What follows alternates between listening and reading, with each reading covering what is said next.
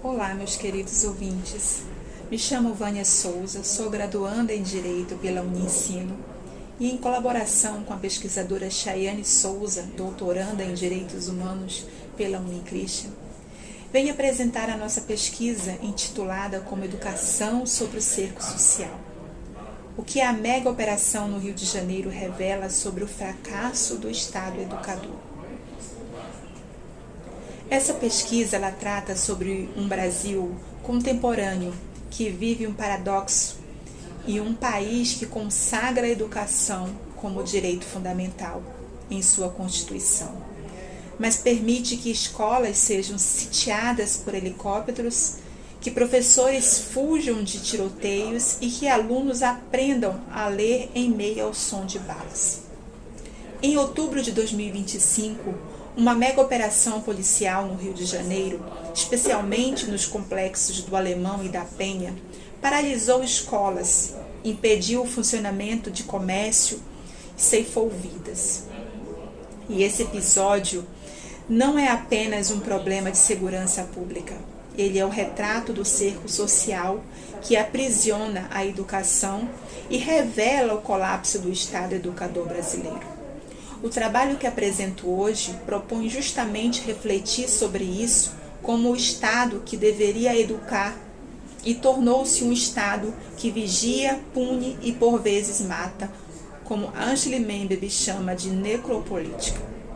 O objetivo central desta pesquisa foi analisar como a mega operação no Rio de Janeiro expõe o colapso ético, social e institucional do Estado educador, articulando o campo da educação com o da necropolítica e da desigualdade estrutural. A pesquisa adota uma abordagem qualitativa e crítica, baseada em análise, bibliografia e documental. Com apoio em relatórios da Unicef e da Fundação Abrinq, reportagens recentes e autores como Paulo Freire, Angela Memberg, Hanna, Boaventura de Souza e Pierre, a primeira seção do trabalho parte da constatação de que os territórios de vulnerabilidade são um espelho da falha do Estado. E em sua função educativa, relatórios recentes da Unicef e da Fundação Abrinq mostram que mais de 5 milhões de crianças e adolescentes vivem em favelas no Brasil, onde o desempenho escolar é até 6 meses inferior à média nacional. No Rio de Janeiro, um estado apontou que alunos de escolas atingidas por operações policiais perderam até 64% do aprendizado esperado em um ano de português e 100% em matemática. Esses números não falam apenas de desempenho escolar, falam de vidas marcadas pelo medo, pela ausência de creches, pela falta de segurança e de políticas públicas básicas. Paulo Freire nos lembra que educar é um ato político de liberdade.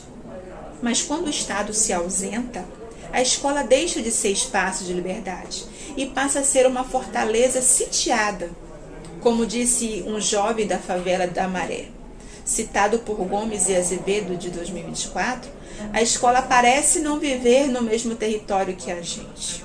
E essa frase, ela traduz a desconexão entre o que o Estado promete e o que ele realmente entrega. A segunda parte do trabalho analisa a mega operação em si, não apenas como um evento policial, mas como síntese do fracasso da função educativa estatal. Durante a operação de outubro de 2025, 31, escolas do Alemão e 17 na Penha suspenderam as aulas. Foram dias que o aprendizado foi interrompido, a vida novamente posta em risco. Relatórios da Unicef apontam que 48% dos estudantes da rede pública carioca vivem em áreas dominadas por grupos armados, o que afeta 1,8 mil escolas e 800 mil alunos. A rotina escolar atravessada por operações cria o que chamamos de um currículo silencioso, onde os alunos aprendem, antes de tudo, a obedecer, a temer e a sobreviver. Como disse Memberg, o Estado que escolhe quem pode viver e quem pode aprender. Prática necropolítica, paradoxalmente, 64% da população do Rio de Janeiro aprovou a mega operação, segundo pesquisa. Genial! Isso mostra que, diante do colapso educacional, parte da sociedade passou a ver a repreensão como substituta da formação. Mas a polícia, nesse contexto, não é antes da educação. Ela é o sintoma visível da ausência do Estado educador, que chega tarde demais para ensinar e cedo demais para punir. Na terceira sessão do trabalho, demonstra que o colapso do Estado educador não é um episódio isolado, mas um fracasso civilizatório. Ao suspender aulas, normalizar helicópteros sobre escolas, o Estado viola o artigo 205 da Constituição, que garante direito à educação em 2025. A CNN no Brasil mostrou que 45% dos tiroteios na região metropolitana do Rio ocorreram menos de 300 metros de escolas. E mesmo assim, o Supremo Tribunal Federal negou o pedido para restringir operações nesses locais.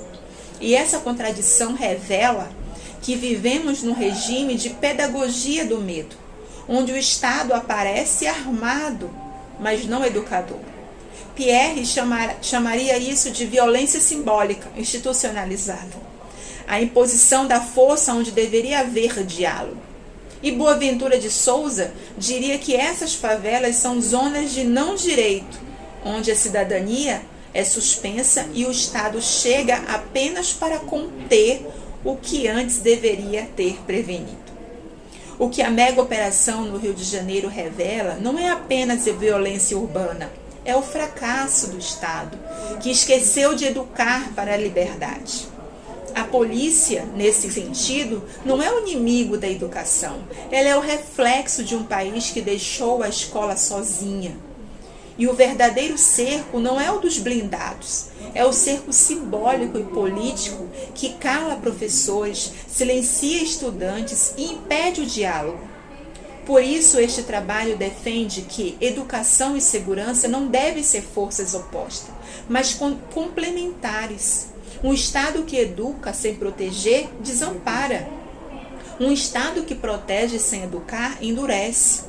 Somente quando o professor ou policial forem vistos como dois rostos de um mesmo projeto de cidadania, o Brasil poderá romper o cerco social que aprisiona sua própria democracia. E como conclui o texto, quando a escola se cala e a polícia fala sozinha, a democracia fica surda. Obrigado a todos pela atenção. Fica aqui os meus agradecimentos a todos.